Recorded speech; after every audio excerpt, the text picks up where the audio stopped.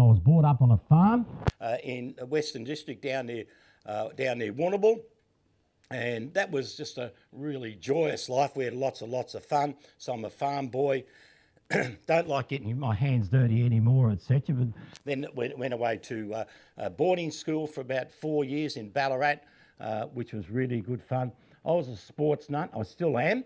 And so I was a sports nut and played football. I captained the college football team and the tennis team, etc. Then I go to university, as you do, to Melbourne University.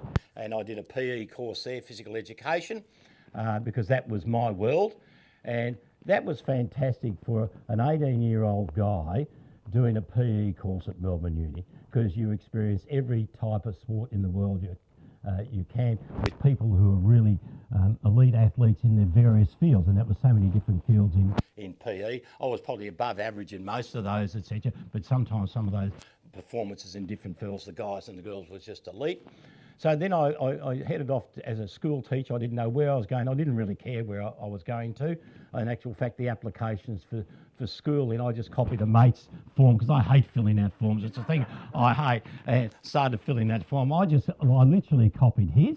And then I ended up getting sent down to Moe in the middle of the Trove Valley, which is a really rough area down in Victoria. And I had a fantastic time there. I taught for probably about 9 years there. At the Moe High School, etc. And that was a lot of fun. I got involved in sport myself there, as in played in AFL a couple of teams. I coached a couple of teams while I was down there, because it was just an extension of being a PE teacher and enjoying that particular sport.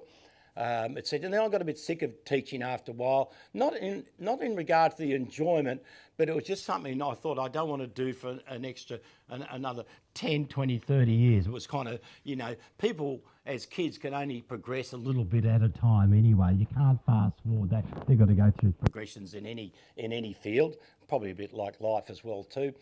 So then my first wife, I've got the X factor. I've got two ex-wives, but my first X factor in business is great. It's not so great in personal life, I suppose. And so then I built it. It was a massive thing. It had probably cost quite a few $1 million today to build an indoor tennis stadium. I bought all this land, subdivided into 3, sold off some of those. 2/3 of that, and then built a 5 indoor synthetic grass tennis court. It had a creche, pro room, and all that type of stuff. And that was kind of really an extension of enjoying sport.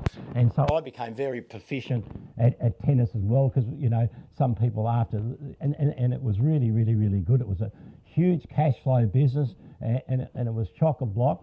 However, I got caught up in the interest rate rise, because we borrowed a fair bit on a lot of money then. So that was, I can't remember even the years, etc. Where interest rates went from 12.5 up to 18.5%. We had heavy borrowing, so we lost all our money in regard to that. But that's happened. That is life sometimes, and that just happened. But it was a good learning experience, and that was great. But before building that tennis centre, I was weighing up my options. Whether I really loved real estate, to go into real estate, or build a tennis centre. It was either or which way I wanted to do, because I had a passion for both, and because I thought, I can build a tennis centre, get it running, etc., and that'll be fine. Then I can get a manager in there. Then I can go into real estate, which I really want to do anyway at some stage. But obviously that changed with the interest rates going up that amount of money. So I ended up getting into real estate myself anyway.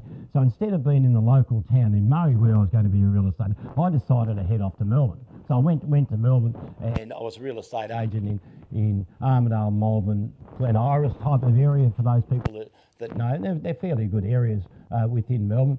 So I was there for a while, and then I opened my own business there. I was manager for a while, and then I opened my own business for a while, so that was going really well. And then my ex-wife, and then I got married again during that time. So then the second wife, it's funny though, I married, oh no, I'm not even going to say this. This is odd bit. I'm not even going to say that. But anyway, so anyway, so I got married, and I was pleased to walk away from number 2. But when she walked away, she actually had two young kids at that stage. They would have been probably 4 and 6 or 3 and 5 or something like that. Her parents lived up on the Gold Coast. She always wanted to come up to the Gold Coast. So she came up to the Gold Coast with the kids, which was understandable, and I was fine with that. And then the lease on my building came up for real estate down in Melbourne. Then I thought, oh, what'll I do? You renew for another 5 years because you're making 5-year decisions. So I said, no, bugger it. I'm going to go to the Gold Coast as well too, because I was kind of a bit over to a certain extent looking after staff. We probably had a staff of about 10 people.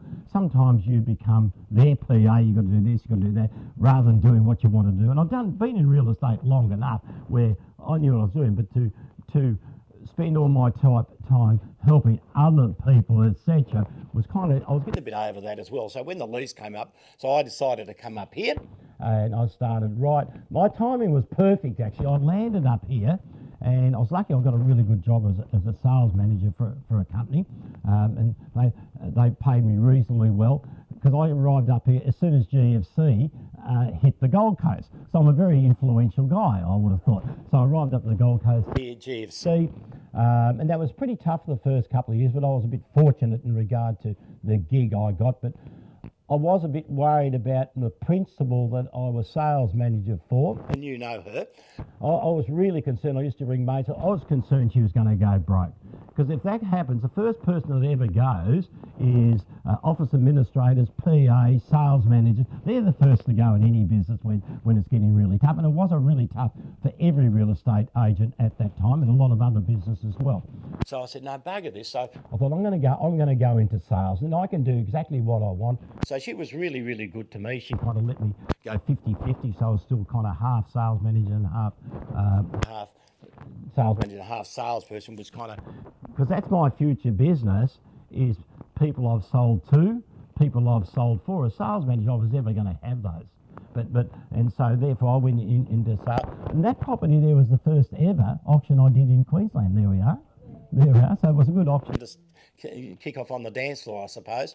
And so I became a salesperson there, and it's been really good now because I know so many people up here. I've sold to, I've sold for, and even after probably 15 years up here, probably 13 years as a salesperson, I suppose, as in those clients, when you add them up, how many people you've had dealing with the buyers and sellers, it's so sometimes you forget them, you know what I mean? Because you move on to the next gig and then the next gig, and you have really good live experiences with people going through the reasons why they're selling, the reasons why they're buying. So that's a really, really good on a personal level.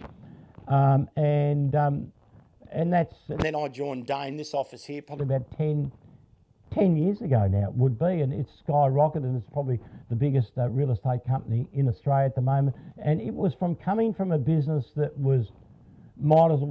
it should have closed the stores. It wasn't making anything, but all of a sudden a new principal takes over, very positive attitude, never a micromanaged type of person. So that made it really good and people enjoyed. And that was through the end of the GFC. So his time was right. It's right near the end of the GFC. But, you know, when micromanagement makes it really, really hard for people to be positive sometimes. But and there's still no micromanagement today, and so that's what I do. I still do auctions. I prefer doing. I haven't got a PA. I've had PAs before, which has been really, really good and helpful. It makes me a bit accountable for things that I should be doing, but sometimes now I haven't got a PA. I can do exactly what I like. But I know a lot of people, and I really enjoy real estate as far as selling people's property. Most of my business runs, like your business, not from buyers, and most people wouldn't know this. I make my money from people who want to sell. So if someone refers me, and sitting here, Clinton's been wonderful to me over the years because we met socially one time and we've been really good friends, and he's been a really good referrer because he understands is my business is run for people who want to sell. Because I got a house to sell like that one, I have 300 people coming to me. I don't even have to lift a finger. My daughter can be there. But if I've got a buyer and I follow a buyer around, they can look at one of 400 properties with every different agent. You can spin your wheels, and it doesn't take you long in real estate after 12 or 18 months to realise, hang on, I'm not going to make any money from all of these buyers. I'd rather have the property to sell than they all come to me. So that's my world, that's my life, and so I've got a lot of Friends in real estate. estate and outside of real estate, and this is my thing. Any little questions that people might have of me or about me, rather than asking behind my back, I wonder what he said. That's all good. Okay, well, I'll just say something if no one's got questions. So, it's hard in a referral group to know whether the people that you're referring to are any good. So just to give you a bit of confidence, if you know anyone that is thinking about selling, Campbell will do an obligation-free appraisal. I've sold 2 properties through Campbell. One sold for full price, and one was in a townhouse complex where one particular agent just dealt with that complex. You kind of felt a little bit obliged to listen to that agent.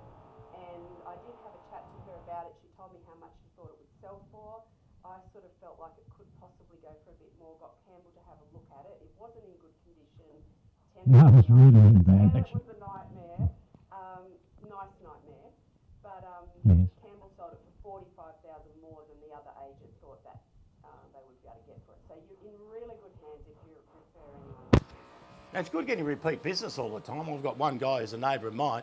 I've sold 9 or 10 properties for him, etc. And he knows every agent on the coast. He comes straight to me. Clinton's been a great referrer to me for business-wise, and I've sold quite a few for he and his wife. And his wife was my PA for a little while. So in essence, when his wife was my PA, she became my boss, as Clinton would understand.